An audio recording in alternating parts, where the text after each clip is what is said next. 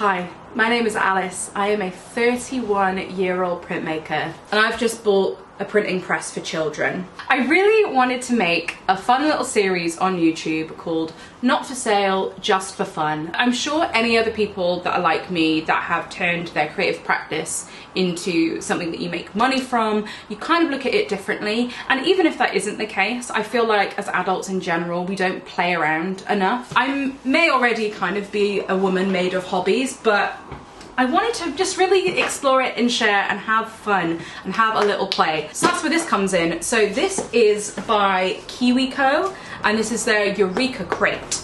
Now, a few tidbits up front. I did not pay full price for this, and if you, I mean, I've not opened it, I can't recommend it right now, but if this is something that you're interested in, don't pay full price either.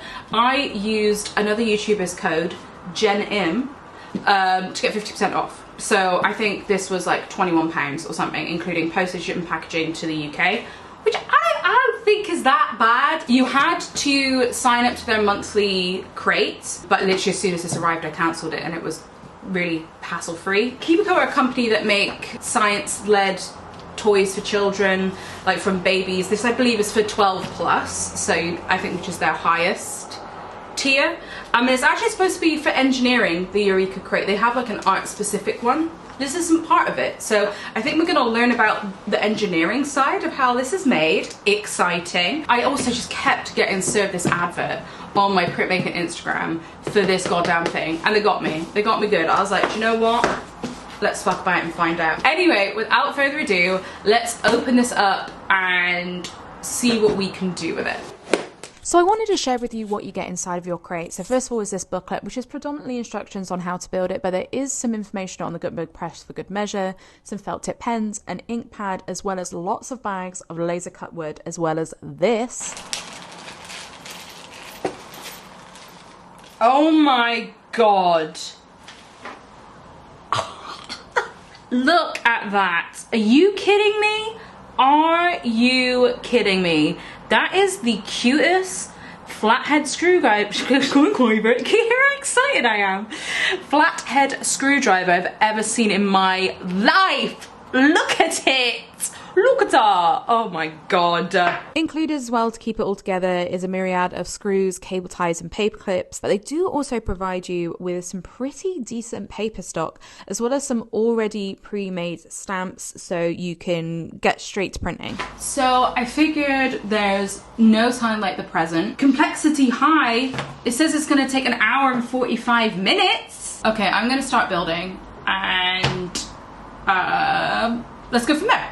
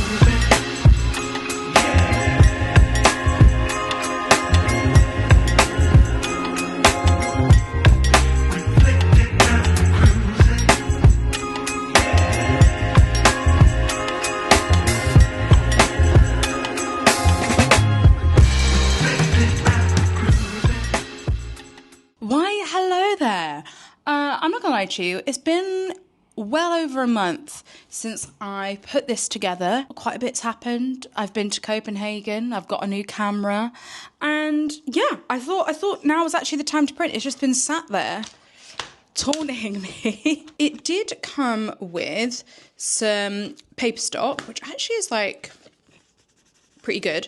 So I've got that, and I've also got just some craft paper as well. Obviously we have the decals, stamp heads, I don't know what you want to call these, that came with the kit. But I do have, because I'm a frugal crafty queen, I've got a bunch of like little leftover bits. I'm always like worried that I'm basically going to want to make a print with like a little detail, and then I would have like thrown quite big bits away. So I actually have a solid selection of lino to do some little doodles with. I've also got these ones. These are by Esty. They very much like market these as like make a stamp rather than lino. I think it's similar to their soft cup. I have got a sample of both, and as you can see the colour is different, and then this is their pro one, which is I think different again. Okie dokie, I've brought you closer so we can have a look at how this all works together. So if I push this bit down, hang on, hold please. I think, is this how you do it? Got it. The ink pad, which I must admit, I'm unsure if I would be able to get another ink pad that is this size, but that can fit in here. So I'm just thinking of longevity. I don't know if you could just like pour some ink into it and, you know, have some fun. But I mean, also this is meant for children and cost me 20 quid. So like, don't know how like industrial we're looking at here, you know what I mean? But then what happens is, hang on, let me lower you down so you can see, there's this sort of like perspex plate, which, sorry, I'm trying to do this backwards. I can't really see what I'm doing. Is this helpful? I'm sure. So this goes on here. I'm also not really sure how they expect you to affix this, but I'm just going to obviously use some like washi tape. So this is then when you also put your design on, and then you put your paper down here. So these here, the original things that come with it, because of static, they kind of just stick and it's kind of fine. But obviously everything else I'll kind of have to stick down. As I mentioned, obviously with these have a sticky back. So I think if I'm going to be using anything realistically, just thinking also of the size. So it did say in the manual, kind of like the further you get to the edge, the shitter is going to print essentially. But yeah, and then you put your paper stock just down here. So I thought, first of all, why not let's just play with what they've given us. It should be, I think, fairly easy. So we can see how this works. And then I think I'm just going to carve some fun bits and see what works best. So obviously the engineers that have made this have accounted for this to be the thickness of everything. Whereas obviously these are at different thicknesses. So like this, for example, I feel like I should just stick straight to this. But maybe it won't actually make that much difference. But that will be a problem that we cross later. Anyway, let's make some prints. I must admit, there are some like quite fun things in here. I think obviously it's kind of like to make a card. So it says like happy birthday, congrats. But like also, you know, we've got a light bulb, a taco, an avocado, clearly some millennials putting this together. But yeah, so I think I'm just gonna have some fun, make some little fun prints with what is available to us. And then I'm gonna carve some stuff, I think. It's not gonna be fun. Oh, I'm excited. I honestly do not know why I've left this as long as I have, because now that I'm sat down doing this, I'm pumped. This would be so cool for a kid. Like, I know I'm a 31-year-old, but this looks fun.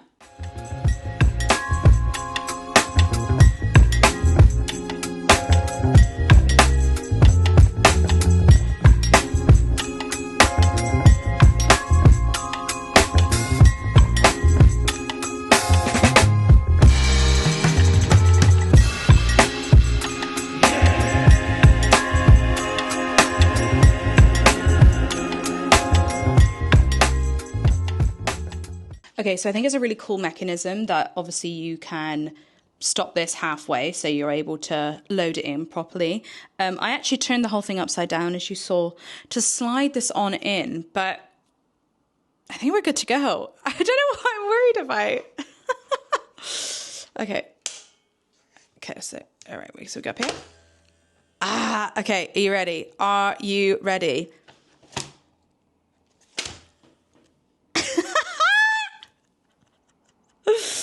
Hang on, wait. I feel like I want to keep it in the same place so we should see the situation. It's moved. Look at that. All right, let's go again. Let's go again. I feel like I can see me going through this paper really, really quickly. Okay. So there is, I don't know if you're able to see, like it is a bit smudgy towards the bottom. So I don't know if I need to move. where these guys are on the plate. Okay. Oh, shit. Of course it's going to do that. All right. Okay. I'm going to move these bits around and see what the situation is. Look at this. Art. Highbrow art. Okay, so first up, I have done a little tulip with the sticky back plastic. You would think after having this sat here for a month, I would have considered what I was going to do with these tiny little scraps. Completely drawing a blank. Absolutely drawing a blank. So I think I'm just going to do super simple stuff. Because we're here for the fun of it. We're not necessarily here for the actual creation at the end. Okay, so I've decided to take the plate off and just leave it because I think that should be fine. All right, we're going to put it slap bang in the middle and let's go for it, shall we? So I've done a few test prints already, just kind of ink it up, and it's getting there. Should we do another one? This is probably dry now. Let's go the other side. Yeah, it's getting a little bit, but not a lot. I think how it's taking up the ink is really interesting. It almost looks like it's been like dappled on, which I guess, is that a sponge? Is that a stamp pad, Alice? Like, let's get our shit together. But should I go for another one? Fancy another one? We'll do it the other way. Yeah, I don't... Although, hang on, let's hold it down. See, that's better, but still the same. Sorry, I'm just like, obviously reduce, reuse, recycle using the same piece of paper, but can I just say, the action, so much fun. Because hang on, let's look at it, shall we? But if you look at it, I don't know if we're able to see, oh duh, hang on. If you look at it, it seems to only really be enjoying this bit, and now it's gone all over this bit. But I think from what the manual says is you kind of need it in the middle as much as possible, but it seems to be loving it further down here. Hang on, shall we? Oh, it is really stuck there. Hang on.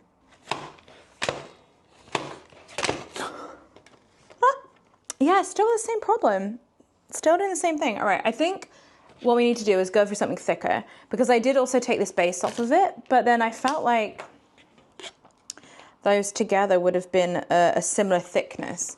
So I think I'm going to go all the way to the speed ball. What you missed was me just sat here like, oh shoot.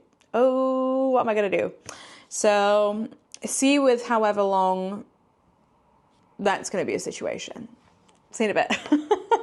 Because of the size or the shape of the lino that I had, I've gone for a strawberry because I had a nice point, and I feel like the strawberries here, too teeny tiny. Let's make a big boy, shall we? Alrighty. Oh shit. Oh no, that's fine. Sorry. I thought I'd left this just sat here minding its own Christian business, but actually I already had a stamp there, so it's fine. But as you can see, it still is very much only getting that bit, which is interesting. Okay, how am I going to adhere this? I've just got ink on my hand. I'm actually surprised it's taken me that long. I feel like it may also doesn't help that I'm doing this backwards. When I flip this up, it didn't feel too, if you know what I mean. So I might give it just a quick, and then conversely when it's on the bottom. Are we ready? Because it always seems to be this bit too. So I could give it a helping hand. I think it's obviously the bit that's further away. Oh my god. Ah, look! Oh my gosh, that's so much fun. Get out of here. Get out of here. I think... Hang on, hold up. Now I kind of want to put the other one back on and give it a squish like I did the other one. Let's do it on the white card too. Just for fun. Just for fun. I know this is supposed to be for 12-year-olds, I believe. It's still pretty hectic with the spring mechanism. See what I mean? Okay, come on now. Come on. With a little extra helping hand. That's so cool. I love it. Hang on, hold up. What I am going to do, actually, as I said, I'm going to put this back on and see. Oh my god, it's like inked up, this baby. Come on. There we go. Okay. See, there's less give. I don't know if it's because it's smaller or like this is a bit more squishy. Yeah, no, I mean, it's better, but like, it's not this, is it? Let's be honest. And also I think now, because these two are considerably thinner, I think the Speedball's the winner, you know, because like there's a considerable cushion on that. So I feel like doing the others would just kind of not yield as good results. You know what I mean? That's so cute. That is so cute. Because I'm curious, because obviously I guess the biggest we could do is the size of the plate, no? Don't you think? Like, I think this square would be the biggest. I do have some more.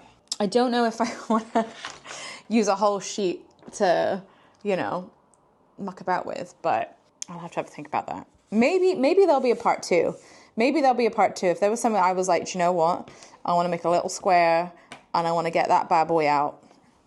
That could be something. Let me know if you would like to see any more videos like this. I have a Gokko printer. This is not the first children's printer that I have purchased, believe it or not. I actually have a Gokko printer, which is by Riso, which was made in the 80s, and you're supposed to like expose screen with lights. Unsure why anybody thought this was safe for children, but I have one of those. So but I've been too scared to use the lights because they're like one use. It's just like a flash bulb that you have for a camera. I would definitely film me playing about with that for the first time.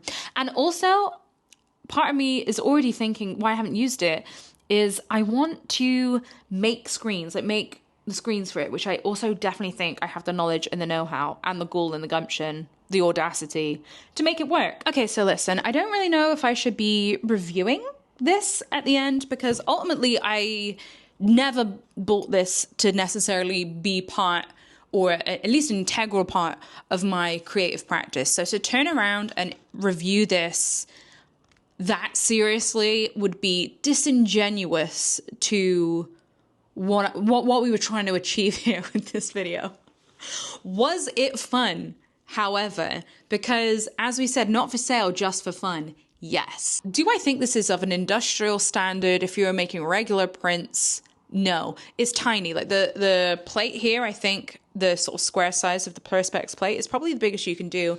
And it even says in the manual itself that, you know, the further you go to the edge, the more sort of smudged it's going to look essentially. But what I do think is really interesting is out the gate, this isn't in the art section of Cubico, and they have that. This is in the engineering section.